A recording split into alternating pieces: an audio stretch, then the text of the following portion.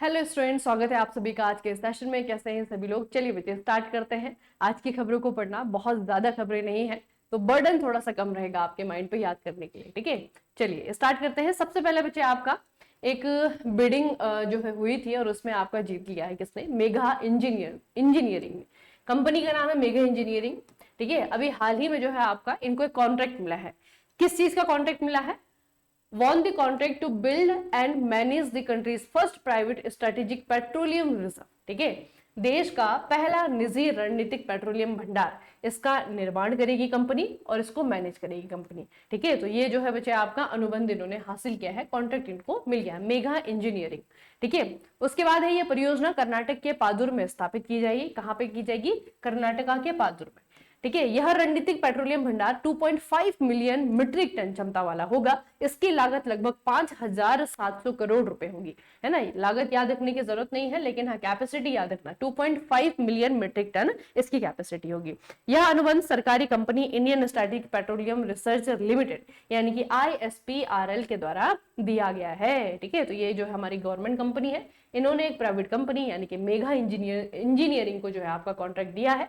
किस चीज का कॉन्ट्रैक्ट है ये आपको याद रखना है। इस तरीके का पहला रिजर्व बच्चे भारत में बनाया जा रहा है। ठीक है, फर्स्ट पेट्रोलियम रिजर्व। ठीक है, कहां पे बनेगा? कर्नाटका के पादुर में। अगली न्यूज है आपकी इंटरनेशनल। राष्ट्रपति डोनाल्ड ट्रंप अब इन्होंने क्या किया है? इन्होंने क्या किया है?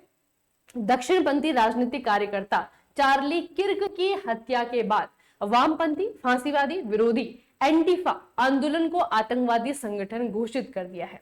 अब यहाँ पे आपको याद रखना है एंटीफा आंदोलन, एंटीफा मूवमेंट होता क्या है? ठीक है, ये अमेरिका में बच्चे आपका बहुत ज्यादा देखने को मिलता है। तो बेसिकली क्या है आपका? एंटीफा आंदोलन। अब जैसे हम देखते हैं पाकिस्तान का अगर हम देखें या फिर हम सीरिया को देखें या उधर आप चले जाइए फिलिस्तीन को देखें, तो इस तरीके के आपके देश हैं जहां पर के कुछ आतंकवादी संगठन है ना। अब अमेरिका में आतंकवादी संगठन कोई पर्टिकुलर नाम तो नहीं है, लेकिन यहाँ पे कुछ आंदोलन होते हैं।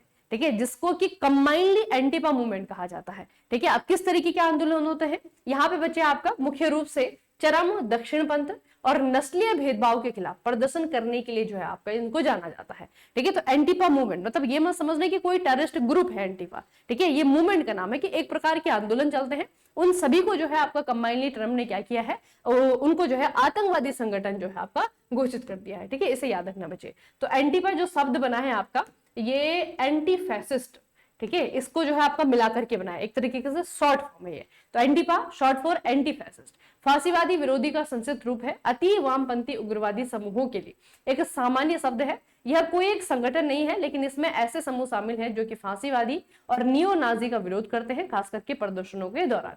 ठीक है, तो याद रखना बच्चे कि एंटीफा जो मूवमेंट चलते थे यहाँ पे अमेरिका में, उसे आतंकवादी संगठन घोषित कर दिया गया है, टेररिस्ट ऑर्गेनाइजेशन घोषित कर दिया गया है। किसके द्वारा? डोनाल्ड ट्रंप के द्वारा, है ना। अगली न्यूज बच्चे आपकी एक रिपोर्ट की है, global digital nomad report 2025। Global digital nomad report 2025, इसमें जो है 64 देशों में सर्वे किया गया और भारत का स्थान आया है 38। ठीक है, 38वें स्थान पे भारत है। नंबर कितने मिले हमें? 84.85। ठीक है, तो इस नंबर के साथ में हम जो है आपका 38वें स्थान पे आए हैं। उसके अलावा अगर हम देखेंगे बच्चे तो इस डिजिटल नोमेड रिपोर्ट में क्या होता है? इसमें बहुत सारी कैटेगरीज होते हैं। इन कैटेगरीज में अगर आप भारत का स्थान देखेंगे तो अर्थशास्त्र सूचकांक में पहले स्थान पर हम रहे हैं। ठीक है, नागरिकता और गतिशीलता सूचकांक में भारत 5वें स्थान पर रहा है, लेकिन कर अनुकूलन 52वां, जीवन गुणवत्ता सूचकांक 39 और प्रौद्योगिकी और नवाचार 45, है ना। तो इन तीनों में तो हमने बहुत अच्छा नहीं किया है, लेकिन दो आपके ऐसी सूचकांक है, दो ऐसे इंडेक्स है इसके अंदर जिसमें हमने अच्छा परफॉर्म किया है, तो कम से कम उनको याद रखना, है ना। एक आपका बच्चे अर्थशास्त्र सूचकांक है, इसमें हम पूरी दुनिया भर में पहले नंबर पे आए हैं, और दूसरा जो है आपका नागरिकता और गतिशीलता सूचकांक, इसमें जो है आपका भारत 5वें स्थान पे आया है। ठीक है, और कंबाइनली जो है अगर हम देखेंगे तो 38 स्थान पे जो है आपका इंडिया रहा है। बाकी टॉप की कंट्रीज की बात करें तो स्पेन जो है आपका पहले नंबर पे है, नीदरलैंड जो है दूसरे नंबर पे है, और उरुग्वे आपका तीसरे नंबर पे है। फिर पूछा जाएगा कि इसको जारी कौन करता है? तो ग्लोबल सिटीजन सॉल्यूशंस के द्वारा इसे जारी किया जाता है। ठीक है, ग्लोबल सिटीजन सॉल्यूशंस के द्वारा ग्लोबल डिजिटल नोमेड रिपोर्ट जो है आपकी जारी की जाती है। अगली न्यूज है एक गवर्नमेंट पोर्टल। गवर्नमेंट पोर्टल का नाम आपको याद रखना है, नाम इसका बीमा सुगम। आपको पूछा जाएगा ये पोर्टल किसके द्वारा लॉन्च किया गया है? तो बीमा की जितनी भी सर्विसेज होती हैं, सेवाएं होती हैं, उनको डिजिटल बनाने के लिए, उनको सरल बनाने के लिए, आसानी से आपको एक्सेस हो जाए, उसके लिए जो है आपका भारतीय बीमा नियामक और विकास प्राधिकरण यानी कि IRDAI, इनके द्वारा बीमा सुगम नाम का नया पोर्टल लॉन्च किया गया है। यह पोर्टल सभी बीमा उत्पादों के लिए एक ही डिजिटल मंच जो कि ग्राहकों, बीमाकर्ताओं और एजेंटों को जोड़ता है। ठीक है, तो इसमें बेसिकली क्या है, आपके सारे के सारे प्रोडक्ट आपको मिलेंगे, है ना, क्योंकि बीमा से भी बच्चे आपके बीमा से रिलेटेड बहुत सारे अलग अलग प्रकार के प्रोडक्ट होते हैं, तो उनको जो है आपका बेचने के लिए, उनको उनका जो बेचने वाले हैं जैसे कि LIC वगैरह जो कंपनी है वो भी आपको यहाँ पे मिल जाएंगी। ठीक है, जो आप लोग हैं यानी कि खरीदार हैं वो भी आपके यहाँ पे मिल जाएंगे। ठीक है, तो ये बेसिकली क्या है, आपका बीमा के लिए कंप्लीट सॉल्यूशन है, नाम इसका बीमा सुगम। ठीक है, पूछा जाएगा किसने लॉन्च किया है। अगला बच्चे आपका एक बुक एंड ऑथर है, बुक का नाम है democracy heartland, inside the battle for power in south Asia. Democracy heartland, very important book, इससे थोड़ा सा याद रखना। भारत के पूर्व मुख्य चुनाव आयुक्त यानी कि डॉक्टर एस वाई कुरैशी के द्वारा अंतर्राष्ट्रीय लोकतंत्र दिवस के अवसर पर नई दिल्ली में अपनी नवीनतम पुस्तक डेमोक्रेसी हार्टलैंड का विमोचन किया गया है। इसे बच्चे याद रखिएगा। ठीक है, SY कुरैशी के द्वारा किताब लिखी गई है, नाम है डेमोक्रेसी हार्टलैंड। अगली एक अपॉइंटमेंट है ITBP यानी कि भारत तिब्बत सीमा पुलिस, इसके DG के रूप में, महानिदेशक के रूप में मिस्टर प्रवीण कुमार को चुना गया है। प्रवीण कुमार ITBP। ठीक है, याद रखना क्योंकि बार बार चेंज होते रहते हैं ना।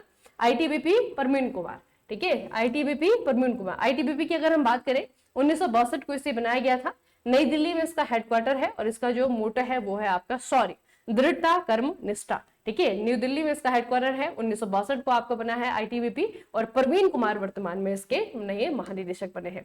अगली न्यूज सिमिलर है, केंद्रीय औद्योगिक सुरक्षा बल यानी कि CISF के नए महानिदेशक के रूप में प्रवीर रंजन को नियुक्त किया गया है। ठीक है, तो दोनों को याद रखना बच्चे, ITBP प्रवीण कुमार और CISF प्रवीर रंजन। ठीक है, CISF प्रवीर रंजन, इनको जो है नया महानिदेशक बनाया गया। CISF की अगर हम बात करें 1969 को बच्चे आपका इसे बनाया गया है। हेडक्वार्टर अगेन जो है आपका नई दिल्ली में है। मोटो इसका प्रोटेक्शन एंड सिक्योरिटी है, प्रोटेक्शन एंड सिक्योरिटी इसका मोटो है। ठीक है, तो दोनों ही हमारे क्या है, ये पैरामिलिट्री फोर्सेस है। ITBP हो गया आपका, CISF हो गया, दोनों के महानिदेशक बदले हैं बच्चे, दोनों के महानिदेशक बदले हैं, तो दोनों को ही याद रखना आप।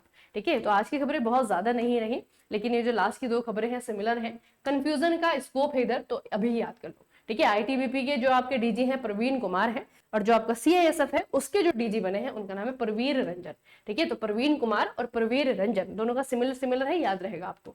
ठीक है, ये बच्चे आज की ज्यादा खबरें नहीं रही हैं, कम ही खबरें हैं। ठीक है, तो इसी में जो है काम चलाइए और इनको जो है याद करके आगे की तरफ बढ़ जाइए। ठीक है, चलिए फिर मिलते हैं कल के सेशन में। उसके अलावा make it easy civil, make it easy mechanical, दोनों ही एप्लीकेशन पे SSC के लिए टेस्ट सीरीज अवेलेबल हो चुकी है, जाइए उसका फायदा उठाइए। ठीक है, अच्छे से जो है खूब सारे मॉक टेस्ट दीजिए जितना आपके पास में समय है। उसके अलावा GK के लिए जो है क्लासेस आपकी मॉर्निंग में चल रही है, सुबह 8 बजे जो है आपकी क्लासेस होती है।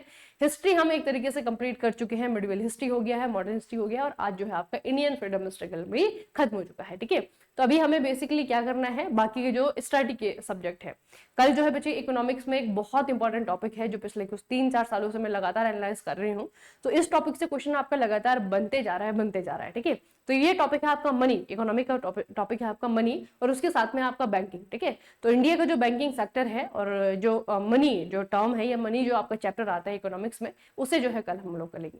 ठीक है, तो मिलते हैं सुबह क्लास में, तब तक के लिए पढ़ते रहिए, बढ़ते रहिए, अपना खूब सारा ख्याल रखिएगा। आप सभी का बहुत बहुत धन्यवाद।